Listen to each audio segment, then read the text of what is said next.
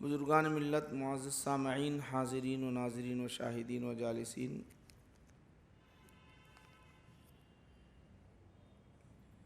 کرم رب، تصدق رسول اللہ، جس کی وجہ سے ہم احادیث شریفہ، قرآنی آیات، شریعت کے مفہوم کو سمجھنے کے لیے شرعی تعلیم کو حاصل کرنے کے لیے یہاں اکٹھے جمع ہوتے ہیں، یہ سب اسی کا کرم ہے۔ ماشاءاللہ یہ ہم کو سعادت نصیب ہو رہی ہے۔ قرآنی آیات کی تلاوت بھی ہوتی ہے اس میں، اور احادیث شریفہ بھی ہم کو سننے ملتے ہیں۔ نبی کریم صلی اللہ علیہ وسلم کے زبان اقدس سے نکلے ہوئے الفاظ و کلمات، اور آقا نبی کریم صلی اللہ علیہ وسلم کے اعمال، آپ کے اوصاف، یہ بڑی نعمت ہم کو حاصل ہو رہی ہے۔ آج ہم نکاح کے متعلق چند باتیں سماعت کرنے کی سعادت حاصل کریں گے۔ نکاح کے متعلق، کتاب النکاح سے متعلق ہم چند باتیں انشاءاللہ العزیز سماعت کریں گے۔ یہ بات واضح ہے کہ نکاح سنت ہے۔ نبی کریم صلی اللہ علیہ وسلم نے ارشاد فرمایا النکاح من سنتی، نکاح میری سنت ہے، یہ بات واضح ہے۔ اور اس سے بہت ساری خرابیاں، بہت سارے جرم، بہت سارے گناہوں سے آدمی محفوظ رہتا ہے نکاح کرنے سے۔ اور یہ حقیقت بھی ہے کہ آدمی تنہا زندگی نہیں گزار سکتا۔ حضرت آدم علیہ السلام تنہا جب تھے جنت میں تو وحشت ہونے لگی، تو اللہ تعالیٰ نے ان کی سنگت کے لیے حضرت حوا کو انہی کی پسلی سے، بائیں پسلی سے اللہ نے حضرت حوا کو پیدا کیا۔ نہ ان کے کوئی والد ہیں، نہ ان کے کوئی والدہ ہیں۔ حضرت آدم اور حضرت حوا کے نہ کوئی والد ہیں نہ والدہ ہیں، بلکہ انسانیت، ساری انسانیت کے یہ جو ہے ماں باپ کہلاتے ہیں، سارے انسانوں کے ماں باپ کہلاتے ہیں، یہ بات واضح ہے۔ تو انسان بغیر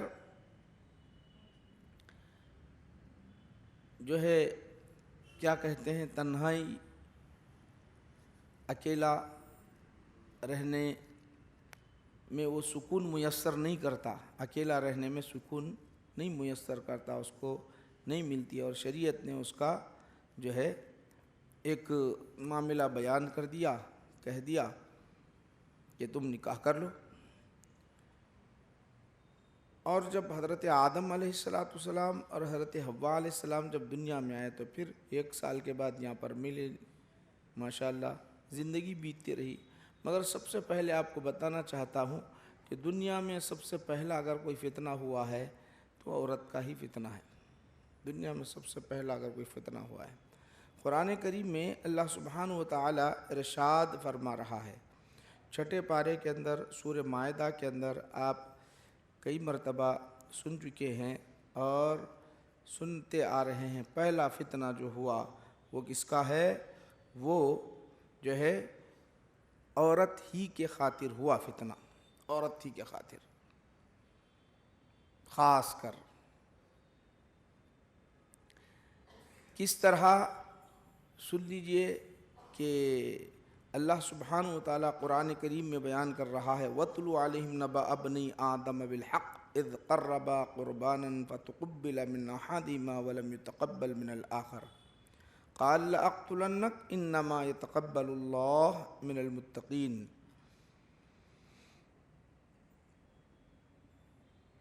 حابل قابل دونوں بھائی، اور اس زمانے میں ہوا یہ کرتا تھا کہ اللہ سبحانہ و تعالیٰ زمین کو، اس ساری زمین کو انسانیت سے بھر دینا چاہتا تھا، جلد سے جلد، جلد سے جلد۔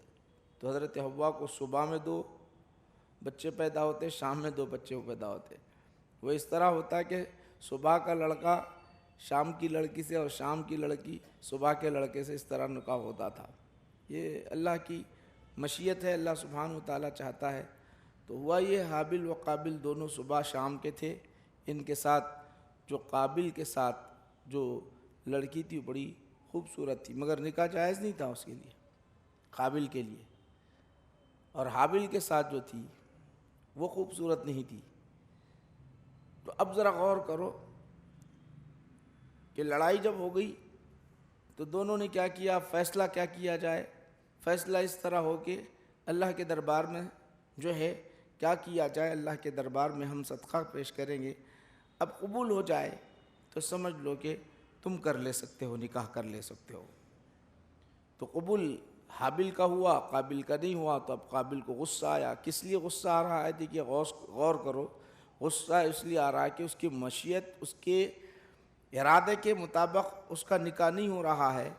وہ لڑکی کو، جس لڑکی کو چاہتا تھا اس لڑکی کے مطابق نہیں ہو رہا ہے، تو اس نے سب سے پہلا مرڈر اس دنیا میں پہلی مرتبہ زمین پر انسانیت کا خون بہانے والا قابل ہے۔ کس کے لیے ہوا؟ غور کرو آپ، خاتون کے لیے، عورت کے لیے، عورت کے لیے۔ اب اسی طرح اگر ہم غور کریں گے، قرآن کریم میں اور ایک واقعہ بیان کیا سورہ بقرہ کے اندر، جو قتل ہوا بنی اسرائیل کے اندر۔ بنی اسرائیل میں ایک بھتیجے نے چاچا کا قتل کر دیا، بھتیجے نے چاچا کا قتل کر دیا۔ اب قتل کرنے کے بعد وہ 2 قبیلوں میں لڑائی چھن گئی۔ کہنے لگی یہ سامنے قبیلے والے نے ہمارے آدمی کو مارا ہے، ہر 2 تلواریں لے کر آگے ہو گیا۔ بڑی لڑائی، بہت خون خرابہ ہونے والا تھا۔ چاچا کو تو مار دیا۔ کیوں مارا؟ سبب کیا ہے؟ صرف لڑکی کے لیے اور دولت کے لیے، لڑکی اور دولت کے لیے۔ لڑکی حسین تھی، چاچا کی بیٹی، اس سے نکاح کرنا چاہتا تھا، چاچا نے نہیں کیا، نہیں کرنے کا ارادہ کیا۔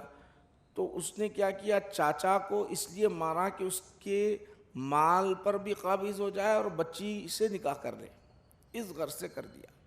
تو قرآن اس کو بھی بیان کر رہا ہے، وَإِذْ قَتَلْتُمْ نَفْسًا فَادَّارَأْتُمْ فِيهَا وَاللَّهُ مُخْرِجٌ مَا كُنْتُمْ تَعْمَلُونَ۔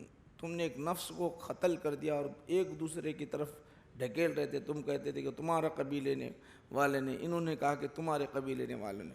تو بنی اسرائیل کے اندر بھی جو قتل ہوا، انسان کا، ایک آدمی کا جو قتل ہوا، وہ کس لیے؟ عورت کے خاطر،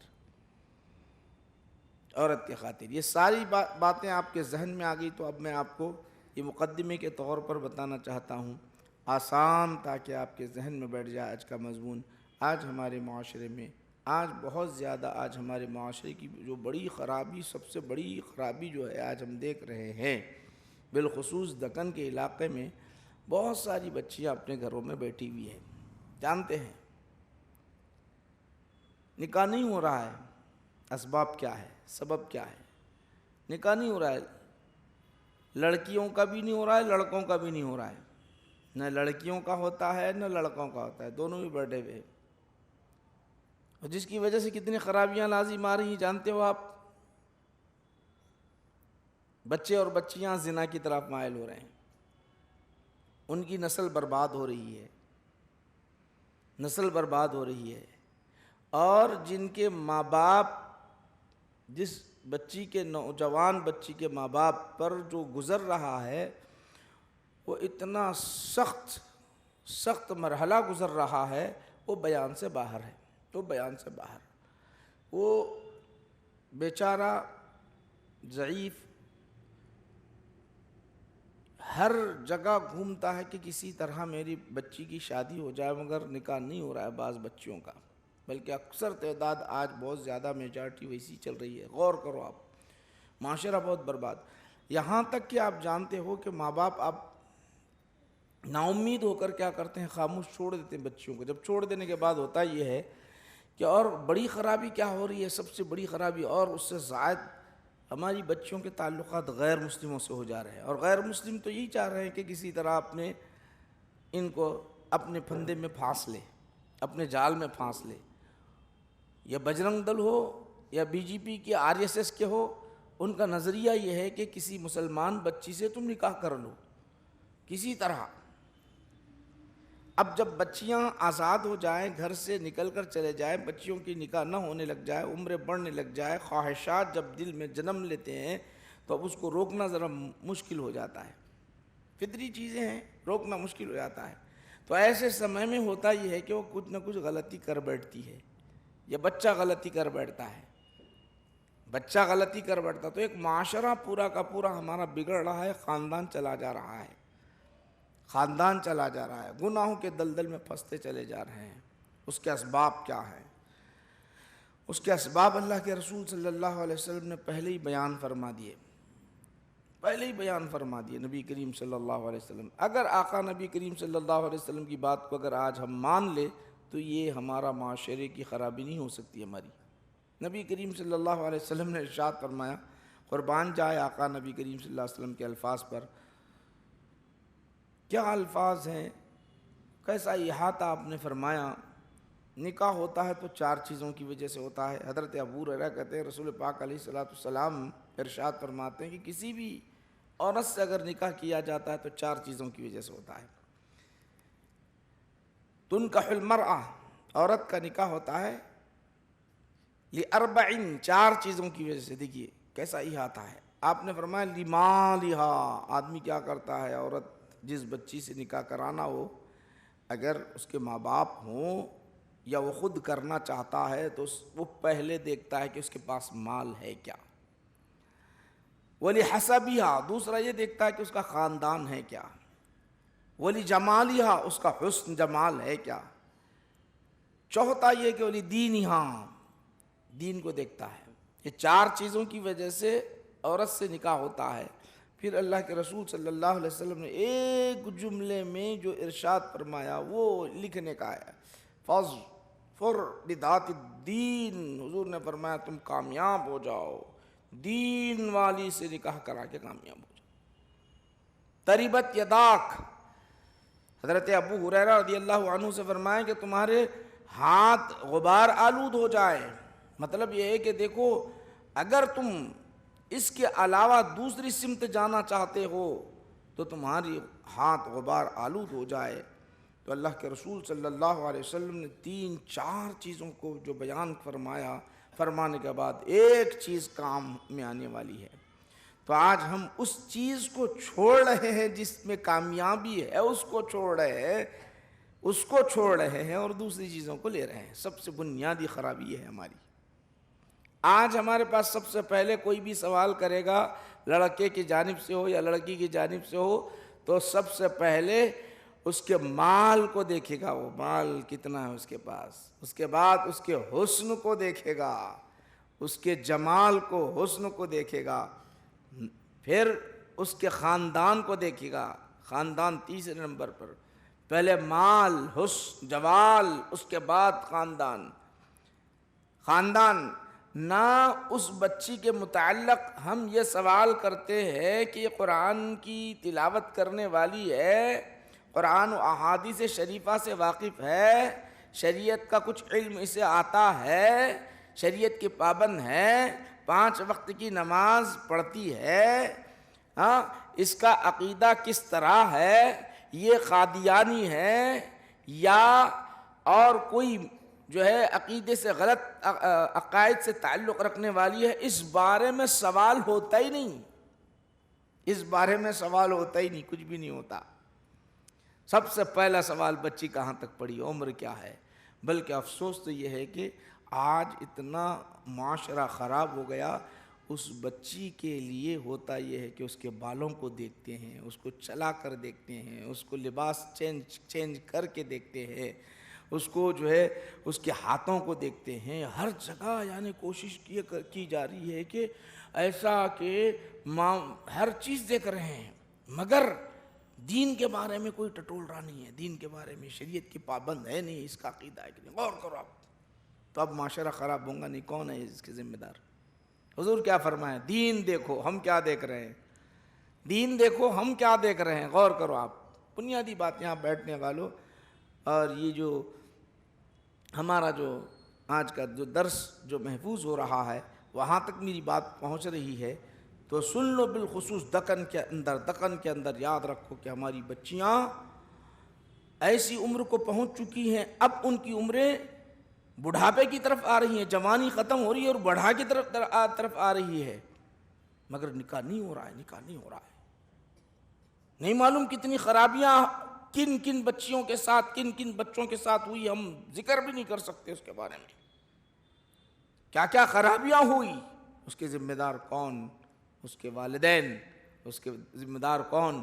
اس کے اولیاء، اس بچی پر کتنا جو ہے حالت، یعنی کیسی کیفیت گزرتی ہوگی، ہر کوئی آتا اور دیکھتا ہوگا، اس کے جسم کے اعضاء کو دیکھتا ہوگا، اس کو لباس چینج کر کے دیکھتا ہوگا، پھر اس کا میک اپ اتار کر دیکھتا ہوگا، اس کو چلا کر دیکھتا ہوگا، ایک تصویر بچی کی 100 لوگ دیکھ رہے ہیں، 100 انداز سے، الگ الگ انداز سے جا رہے ہیں، تو اس بچی پر کیا گزر رہی ہوگی؟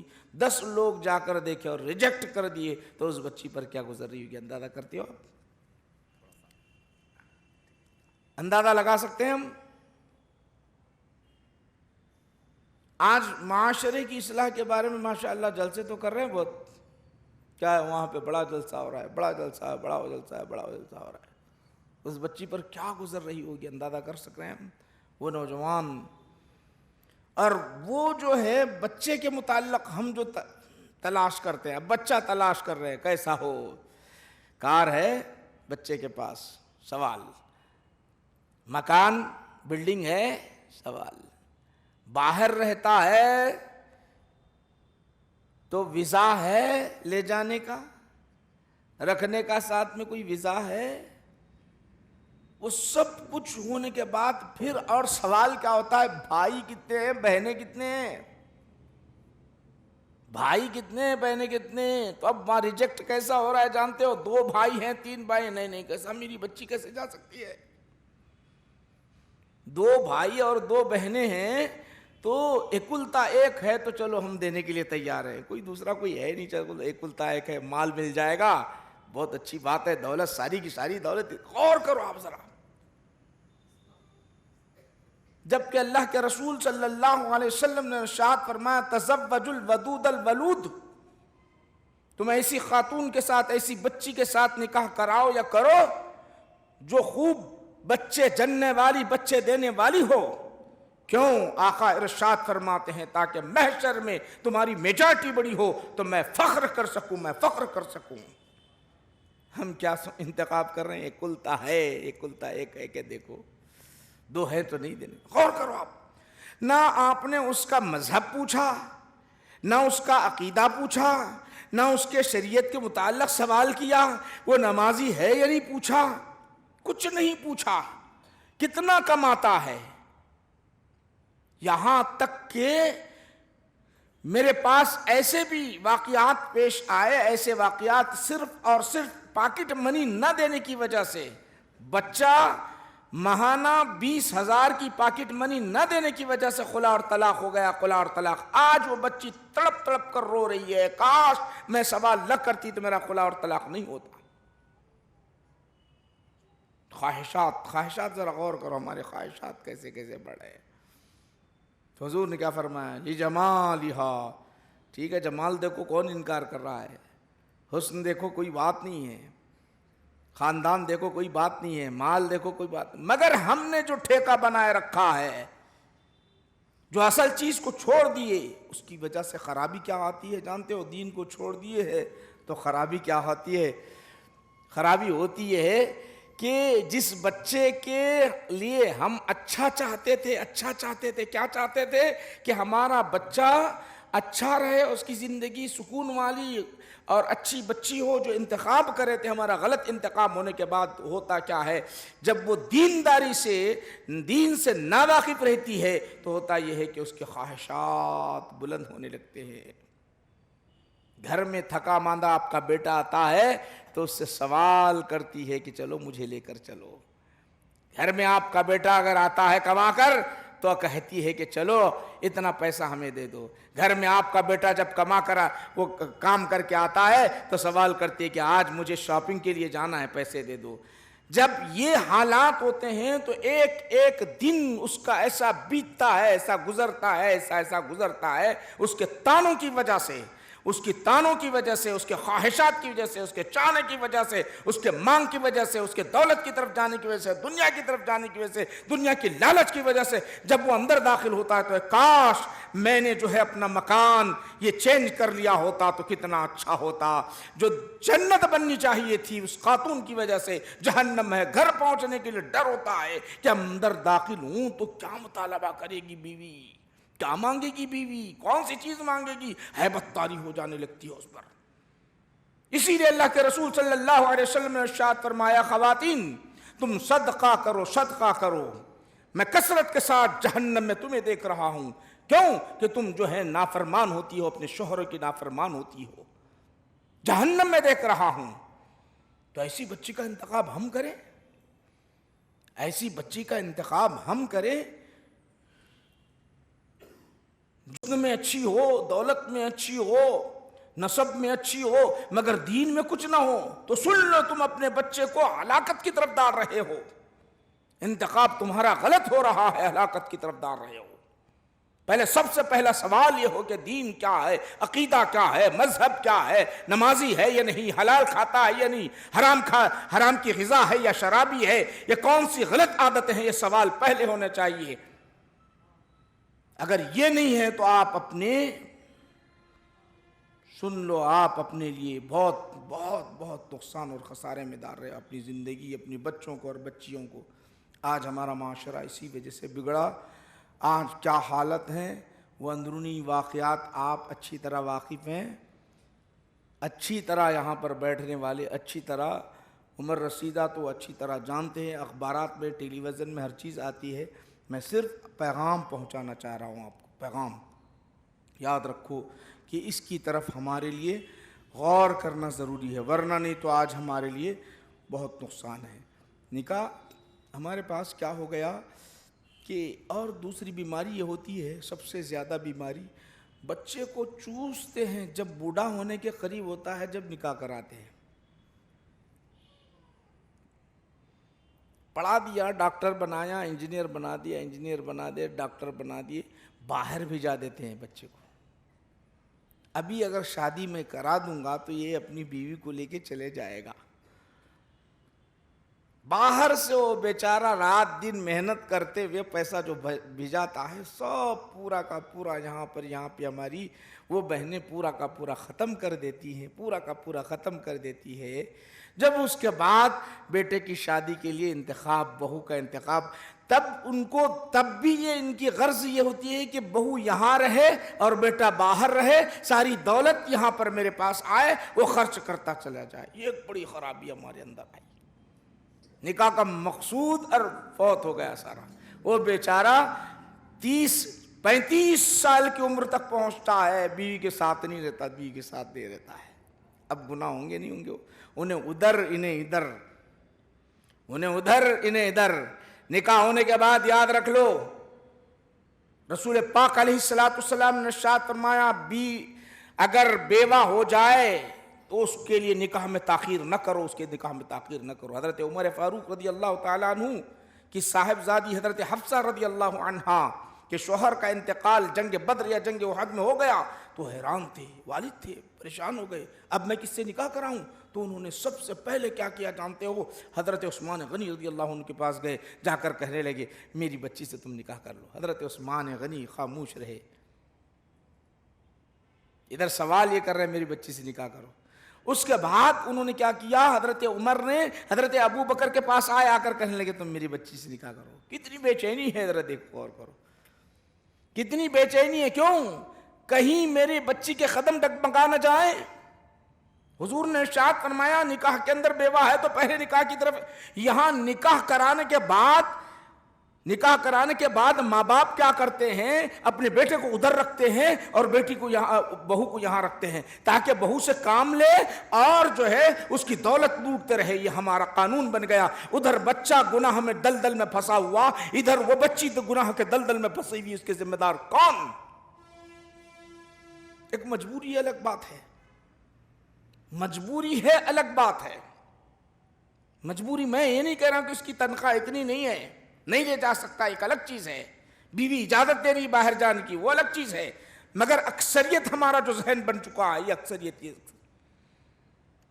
اکثریت یہ ہے ہماری۔ کیا معاشرے کو کیسے سدھار کر؟ چلو جلسے کرو، جلسے ہو رہے ہیں بڑے بڑے۔ معاشرے میں کیا ہو رہا ہے؟ ہمارے بگاڑ ہے۔ کبھی اس بات پر غور کیے؟ خالی ہم جو ہے 2 رکعت نماز پڑھ لیے، 4 رکعت نماز پڑھ لی، ہو گیا میں شریعت کا پابند بن گیا۔ نماز تو لازم ہے، پڑھنا ہی پڑھنا ہے۔ ساتھ ساتھ اگر یہ چیزوں پر غور نہیں کرو گے تو ذمہ دار ہم ہوں گے، ماں باپ اولیاء ذمہ دار ہوں گے۔ حضور نبی کریم صلی اللہ علیہ وسلم نے ارشاد فرمایا نکاح کرانے کے متعلق، یا معاشر الشباب، اے نوجوانوں کی جماعت، من استطاع منکم الباہ، جو نکاح کی صلاحیت رکھتا ہے، فلیتزوج، چاہیے کہ وہ نکاح کر لے۔ ہوتا کیا ہے اس سے؟ فإنه اغض للبصر، نگاہیں نیچے ہوتی ہیں، کسی غیر عورت پر نگاہ نہیں پڑتی، حفاظت ہوتی ہے نگاہوں کی۔ وأحسن للفرج، اور شرمگاہ کی حفاظت ہوتی ہے۔ ومن لم يستطیع، اب صلاحیت نہیں ہے اس کے اندر، مردان کی نہیں ہے، یا کھلا نہیں پلا سکتا، تو شریعت کیا کہہ رہی تھی کہ غور کرو، گناہوں سے بچنے کے لیے روزہ رکھو۔ فَلْيَصُمْ فَإِنَّهُ وِجَاءٌ لَكُمْ، اگر روزہ رکھو گے تو خواہشات کم ہو جائیں گے تمہارے اندر، اگر تمہارے اندر صلاحیت نہیں ہے تو۔ شریعت یہ کہتی ہے کہ عصمت ہو، عصمت، زنا نہ ہو، گناہ نہ ہو، جرم نہ ہو، غیر سے تعلق نہ جڑے رہے۔ مگر آج غیروں سے تعلق تو اتنا اب نہیں بتا سکتے ہم کہ کیا تعلقات ہیں اور ہمارے خواہشات کیسے ہیں اور کس انداز کے ہیں۔ قربان جائے، میں آپ کو ایک بات بتانا چاہتا ہوں، سن لو حدیث پاک رسول پاک علیہ السلام کی، میرے آقا نبی کریم صلی اللہ علیہ وسلم کے زمانے کی ایک حدیث سنا رہا ہوں، یہاں بہت غور طلب بات ہے۔ ہم دیکھتے ہیں کہ بچہ آج کل دیکھ رہے ہیں، غور کرو، میری بچی کی ہائٹ 6 فٹ ہے، بچے کی ہائٹ 5 فٹ ہے، 5.5 ہے، کیسے ہو سکتا؟ ممکن نہیں کرنا چاہیے۔ ہائٹ کو دیکھ رہے، ذرا ہائٹ کم ہے، واہ، انتخاب ذرا غور کرو ہمارا، 1 انچ ان کی ہائٹ کم ہے، ان کی ہائٹ زیادہ ہے۔ کس چیز کو دیکھ رہے ہیں؟ غور کرو۔ اور کلر ذرا کم ہے ان کا زیادہ ہے۔ انتخابات ہمارے کیسے ہو رہے ہیں؟ اور قربان جائے صحابہ کے دور کی باتیں، میں آپ کو حدیث سنانا چاہتا ہوں، مسلم شریف کی حدیث ہے۔ اللہ کے رسول صلی اللہ علیہ وسلم ایک جنگ میں ہیں، جہاد میں، جنگ میں ہیں، تو اس میں کچھ صحابہ شہید ہو گئے۔ شہید ہونے کے بعد اب حضور کو معلوم ہونا تھا کہ کون کون شہید ہوئے، کون حیات ہیں، زندہ کون ہیں، شہید کون ہوں۔ سردار حاکم کی یہ ذمہ داری ہوتی ہے معلوم کریں۔ تو آقا نبی کریم صلی اللہ علیہ وسلم ارشاد فرمایا، حل تجدون فلانا، کیا فلاں کو تم پاتے ہو؟ صحابہ کہتے ہیں قالوا نعم، ہاں یا رسول اللہ، ہاں ہے، زندہ ہے یار۔ حل تجدون فلانا، ہاں پاتے ہیں یا رسول اللہ۔ اس طرح ہر ایک کا سوال کرتے گئے، آخر میں آپ نے پوچھا حل تجدون جلبیب، کیا جلبیب ہے؟ تو صحابہ نے کہا کہ، صحابہ نے عرض کیا یا رسول اللہ نفقد، ہم انہیں نہیں پا رہے ہیں یا رسول اللہ، کہیں نظر نہیں آ رہے ہیں، کوئی دکھائی نہیں دے رہے، حیات نہیں دکھائی دے رہے، زندگی نہیں نظر آ رہے۔ تو حضور نے فرمایا اطلبو، ان کو تلاش کرو، اطلبو، ان کو تلاش کرو، نکلے تلاش کرنے کے لیے۔ اب تلاش کرتے کرتے گئے کہ لاشیں بکھرے پڑے ہوئے، 7 لاشیں تھے وہاں پہ، کتنے؟ 7 لاشیں، 8ویں لاش ان کی تھی۔ جب تلاش کرنے لگے تو 7 مشرکین کی لاشیں وہاں پر، اور 7 مشرکین کی لاشوں کے درمیان یہ تھے، یہ شہید ہو گئے 7 مشرکوں کو۔ آقا نبی کریم صلی اللہ علیہ وسلم کے دربار میں آ کر صحابی نے عرض کیا، رسول اللہ ان کا لاشا وہاں پر ہے یا رسول اللہ، وہ شہید ہو چکی ہیں، نبی کریم صلی اللہ علیہ وسلم نے ارشاد فرمایا ذرا مجھے بتاؤ تو صحیح کہاں ہے وہ. حضور نبی کریم صلی اللہ علیہ وسلم آئے جلبیب رضی اللہ عنہ کے پاس. وہ کیسے تھے جانتے ہو؟ پست قد تھے. کتنے تھے؟ پست قد تھے. خوبصورت نہیں تھے، پست قد، زیادہ حسن نہیں تھا. تو حضور نبی کریم صلی اللہ علیہ وسلم نے کیا کیا؟ آگے بڑھے، خود آگے بڑھے اور ان کے لاشے کو ہاتھ میں اٹھایا. حضور نے خود ہاتھ میں اٹھایا. اور امام مسلم فرماتے ہیں کہ کوئی صحابی نے ہاتھ نہیں لگایا. حضور نے منع فرمایا کہ نہیں ہاتھ نہیں لگانا، میں ہاتھ میں اٹھاتا ہوں. حضور نے ہاتھ میں اٹھایا. اٹھانے کے بعد کیا کیا؟ انہیں اپنے ہاتھ سے خبر میں رکھا. حضور نبی کریم صلی اللہ علیہ وسلم قربان جائے ان کی عظمت پر، ان کی رفعت پر، ان کے مقام و مرتبے پر. حضور اپنے ہاتھ میں لیے ہوئے ہیں اور انہیں خود دفنا رہے ہیں اپنے ہاتھ سے. اپنے ہاتھ سے دفنا رہے ہیں. زیادہ قد نہیں تھا، کم قد تھا، خوبصورت نہیں تھے. اب میں آپ کو بات بتانا چاہتا ہوں، سن لیجئے. حضور کے دربار میں آئے، شہید ہونے سے پہلے آئے، آ کر عرض کرنے لگے یا رسول اللہ جہاں بھی نکاح کا معاملہ پیش کرتا ہوں کوئی قبول کرتا ہی نہیں یا رسول اللہ. حسن نہیں ہے میرے پاس، قد و قامت میرے پاس نہیں ہے، قد و قامت میرے پاس نہیں. تو اللہ کے رسول صلی اللہ علیہ وسلم نے ارشاد فرمایا، جانتے ہو کیا ارشاد فرمایا؟ جاؤ انصاری صحابی کے پاس جاؤ، ان کی ایک بچی ہے، نوجوان بچی ہے، کہہ دو کہ میں نے تمہارے بچی سے پیغام کے لیے تمہارا پیغام بھیجایا ہے، کہہ دو. گئے. جانے کے بعد وہ بچی کے والد آئے. کیوں آئے ہو؟ گفتگو ہو رہی ہے. والدہ سامنے آئی، کیوں آئے ہو؟ گفتگو ہو رہی ہے. جب اس بچے کو انہوں نے دیکھا، ان کو دیکھا، حضرت جلبیب کو دیکھا، دیکھنے کے بعد والد کہنے لگے ہم آپ سے اپنی بچی کا نکاح نہیں کرا سکتے. پھر ماں بھی کہتی ہے کہ ہم اپنی بچی کا نکاح تمہارے ساتھ نہیں کرا سکتے. کیوں؟ حسین نہیں تھے، خوبصورت نہیں تھے، قد بڑی بھی نہیں تھی. اس کے اندر ان کی بچی جو اندر پردے کے اندر تھی وہ آواز سن رہی تھی. یہ کہتے ہیں کہ میرا نکاح آپ کی بچی سے کرائیے. یہ کہتے ہیں کہ ہم آپ سے نکاح نہیں کرا سکتے، ہم آپ سے نکاح نہیں. سن رہی ہے. سننا تھا کہ اندر سے آواز دے کر کہتی ہے ابا جان، والد محترمہ سن لو، جب کہ اللہ کا رسول کسی معاملے میں فیصلہ کر دے تو کسی کو حق نہیں ہے کہ ان کے فیصلے کو رد کر لے. وہ کیسے بھی ہو، خوبصورت ہو یا نہ ہو، جیسے بھی ہو، میں نکاح کرنے کے لیے تیار ہوں، ساری زندگی ان کے ساتھ اپنی گزارنے کے لیے تیار ہوں. ابا جان یہ فیصلہ نبی کا ہے، رسول کا ہے، اس فیصلے پر میں راضی ہوں، میں راضی ہوں. پھر وہ آیت پڑھتی ہے وَمَا كَانَ لِمُؤْمِنٍ وَلَا مُؤْمِنَةٍ إِذَا قَضَى اللَّهُ أَمْرًا أَن يَكُونَ لَهُمُ الْخِيَرَةُ. جب کسی مومن کے متعلق، کسی مومنہ کے متعلق اللہ کا رسول فیصلہ کرتا ہے تو کسی کو حق نہیں ہے کہ اس کو رد کر دے. کیسی خاتون، کیسی بچی ہے وہ. نہ ان کے خط کو دیکھ رہی ہے، نہ ان کے حسن کو دیکھ رہی ہے، بس فرمان نبی کو دیکھ رہی ہے. فرمان نبی کیا ہے؟ ایماندار ہے، عاشق رسول ہے، دین پر چلنے والا ہے، شریعت کا پابند ہے، اس سے نکاح کر لو. تو راضی ہو رہی ہے، شریعت کے پابند سے نکاح کرنے کے لیے راضی ہو جا رہی ہے. آج ہمارے پاس اگر بچے کے اندر وہ گورا پن نہ ہو، اگر بچے کے اندر ہائٹ کم ہو تو ہماری بچیاں ریجیکٹ کرتی ہے. بچے نہیں بلکہ آج بچیاں ریجیکٹ کر رہی ہیں، زیادہ سے زیادہ بچیاں ریجیکٹ کر رہی ہے. ان کو تعلیم کس نے دی ہے؟ سبق پڑھایا کس نے؟ ان کو درس دیا کس نے؟ اختیار دیا کس نے؟ افسوس، صحابہ کا دور یہ دور. اب معاشرہ خراب نہیں ہوگا؟ خراب نہیں ہوگا؟ ذرا غور کرو. زنا کے اتنے واردات ہوتے ہیں، اتنے واردات، آج زنا کے اتنے واردات ہوتے ہیں کہ اسے گناہ بھی نہیں سمجھا جا رہا ہے، اسے گناہ بھی نہیں سمجھا جا رہا ہے. جب گناہ عام ہوتے ہیں زنا کے، نحوست آ جاتی ہے. نحوست. آج ہمارے گھروں سے برکتیں کیوں گئی؟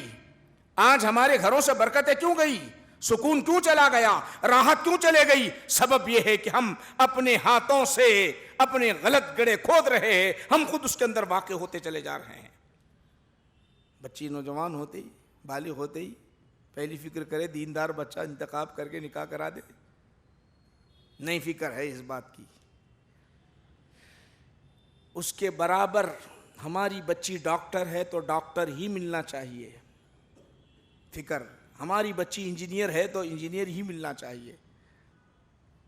اور اس کی عمر کا ایک ایک لمحہ جب بیتنے لگتا ہے, جو حسن ہے وہ ختم ہو جاتا ہے, جب اس کا جمال ہے ختم ہونے جانا آتا ہے, اب اس کے بعد ماں باپ دیکھ دیکھ کر کہتے ہیں جو بھی ہے آیا تو ٹھیک ہے. یہ ہمارے اندر معاشرے میں خرابی ہے. سن لو, آقا نبی کریم صلی اللہ علیہ وسلم نے ارشاد فرمایا, اگر زنا سے بچنا ہے تو بچوں کی, نوجوان بچوں کی فوراً نکاح کرا دو, فوراً نکاح کرا دو. بچے اور بچیوں کی اگر معاشرے کو بگڑنے سے محفوظ رکھنا ہے تو, نہیں پھر معاشرے کو خراب کرنا ہے تو سمجھ لو کہ ہمارے اتنا جو ہے ظالم اور ہمارے اتنا جو مجرم کوئی اور نہیں ہے. ہم جان کر بھی اس خطا کی طرف جا رہے ہیں, جان کر بھی خطا کی طرف جا رہے ہیں, جان کر بھی خطا کی طرف جا رہے ہیں. ماشاءاللہ آپ یہاں آتے ہیں تو یہ کچھ آپ کو سننے اور سیکھنے ملتا ہے, اصلاح ہوتی ہے نوجوانوں کی, بہت اچھی ہے یہ محفلیں, بہت ساری چیزیں اس کے اندر ہیں. اب وہ چند باتیں آپ حضرات کے سامنے اس لیے بتایا ہوں, کتنے امام بخاری, امام مسلم بے حساب نکاح کے متعلق احادیث شریفہ ہے, احادیث شریفہ اس طرح لائے. میں آپ کو خلاصہ ذہن میں بیٹھنے کے لیے, آج اپنے معاشرے کو سدھارنا ہماری اپنی ذمہ داری ہے, ہمارے معاشرے کو ذمہ داری ہے. اور سب سے بڑی خرابی ہمارے پاس یہ ہے کہ ہم باہر تو مرد بنتے ہیں, بیویوں کے پاس مرد نہیں بنتے, بیویوں کے پاس مرد نہیں بنتے. وہ ایک بڑی خرابی ہے. اگر ہم سے سوال کرے تو کیا کریں, جواب دیتے ہیں ریجیکٹ کرنے کا. کیا ہماری بیوی ریجیکٹ کری, میرے کو تو بچی پسند تھی, میرے کو تو بچی پسند تھی, میرے کو تو بچہ پسند ہے, یہ جملہ بولتے ہیں. بیوی کو کبھی منانے کی ہم نے کوشش نہیں کی, بیوی کو اس بارے میں منانے کی ہم نے کبھی کوشش نہیں کی. اچھے اور بری چیز کے اندر امتیاز ہم نے ان کے سامنے کرایا ہی نہیں کرایا. کیوں؟ اگر کرا دے تو ذہن میں یہ بات آتی ہے, اگر کرا دوں, اگر کچھ ہو گیا, یہ بھی سوچتے کچھ ہو گیا تو ساری زندگی کوستے رہے گی ہمیں, ساری زندگی کوستے. ڈرتے بھی ہیں, ڈر بھی ہے. یہ سارے مسائل جو ہم کو گھیرے رکھے ہیں نا, سارے مسائل ہم کو گھیرے رکھے ہیں. یاد رکھو, مصلحت, حکمت, ساری چیزیں. بیوی کے سامنے بعض اوقات اسے خوش کرنے کے لیے جھوٹ بھی بولنا جائز ہے. 3 مقامات پر جھوٹ بولنے کی اجازت ہے. ایک مقام وہ 2 بھائی مسلمانوں میں صلح کرنے کے لیے, ایک بیوی کو راضی, کہیں فتنہ کا سبب نہ بن جائے, فتنہ نہ ہو جائے, دھوکہ دینے کے لیے نہیں, شریعت کے خلاف نہیں. غلط راہ پر چل رہی ہے تو اس کو سدھارنے اور سنوارنے کے لیے جھوٹ بھی بول سکتے ہو. اور تیسرا, جنگ کے میدان میں 3 جگہ, تو ہم تو دوسری جگہ ماشاءاللہ جھوٹ بولتے ہیں, کاروبار میں جھوٹ بولتے ہیں, پیسے بچانا ہے اس میں ہے, سب جگہ جھوٹ بولتے ہیں. یہاں آ کے یہاں جو ہے ہم جو ہے یہاں سچائی کا ایسے دامن کو تھامے رہیں گے. اگر میں کرا دیا, سچ بولتا رہا تو میری زندگی بعد میں بڑی مشکل بن جائے گی. ایسا نہیں چلے گا نوجوانوں, ایسا بزرگوں, ایسا نہیں چلے گا. ہم اپنے معاشرے کو سدھارنا, سنوارنا ہماری اپنی ذمہ داری ہے. ذمہ داری کا حق ہر ایک کو اٹھانا ہے. یہ جو حق ہے نا ہم پر لازم ہے, اس کی ذمہ دار ہم ہیں, ہم ذمہ دار. اب میں تو پہلوؤں کی طرف نہیں جاؤں گا, ہمارا معاملہ کیا ہے, کوئی گھوڑے کی طرف ہے, کوئی جوڑے کی طرف ہے, کوئی بھیک مانگ رہا ہے, کوئی پیسوں کو دیکھ رہا ہے, کوئی, وہ تو سب معلوم ہے آپ لوگوں کو, وہ تمام چیزیں معلوم ہیں. مگر انتخاب کیسا ہو, میں ایک بات بتا رہا ہوں آپ لوگوں کو, انتخاب دیندار بچی ہو. اب اس کے بعد ہوتا بھی ہے دیندار, ہم انتخاب کرنے کے باوجود بھی آنے کے بعد تکالیف آتے ہیں, وہ اللہ پر چھوڑنا ہے ہم کو. حضور کا فرمان تو ہم نے مان لیا, حضور نے کیا فرمایا, دینداری ہے نہیں ہے, وہ تلاش کرو. اس کے باوجود بھی اگر عورت کے اندر کوئی خرابیاں ہو, کوئی اور باتیں ہوں, تو وہ اللہ پر چھوڑنا ہے. ہم نے تو اللہ کے رسول کی بات کو مان لیا ہے, وہاں اللہ کی مدد ہوگی، اللہ سبحانہ و تعالیٰ مدد فرمائے گا ہمارے لیے۔ ہم پہلا ہی سبجیکٹ بھول چکے ہیں، پہلا ہی سبق بھول گئے، بعض اوقات ہمارے پاس ایسی بھی آتی ہیں اختلافات کی، مولانا ہم نے وہ حافظ قرآن بچی کو دیکھ کر ہم نے نکاح کرایا، وہ عالمہ ہے بلکہ ہم نے نکاح کرایا، مگر پریشانی ہمارے گھر میں ہے۔ بولے تو آپ کی نیت تو صحیح ہے، آپ کو اس پر اجر ملے گا، ثواب ملے گا، آج نہیں کل آپ کے لیے بہتری ہوگی، آپ کے بچے اور بچی کی زندگی بہتر بنے گی، مگر آپ نے جو دیکھا، دینداری آپ نے دیکھا، اس کے عقیدے کو دیکھا، اس کے شریعت کو دیکھا، تو یہ آپ کو اجر ملے گا ضرور، اس کے اندر ثواب ملے گا، راحت ملے گی، تھوڑی آزمائش ہے، وہ آزمائش کے مرحلے ختم ہوں گے۔ یہ چند باتیں آپ حضرات کے سامنے پیش کیا ہوں، اور کسی کوئی سوال پوچھنا ہے تو پوچھ لیجئے، انشاءاللہ العزیز اس کے جوابات دیے جائیں گے۔ ماشاءاللہ آپ آ رہے ہیں اور اپنے ساتھ اپنے بچوں کو بھی لا رہے ہیں، بہت بڑی خوشی کی بات ہے ماشاءاللہ۔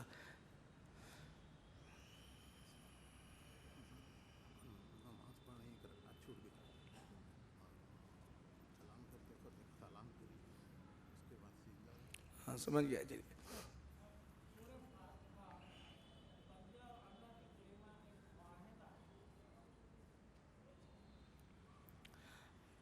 آپ کا سوال یہ ہے کہ ایک رکعت چھوٹ گئی، امام صاحب کے پیچھے نہیں پڑھ سکے،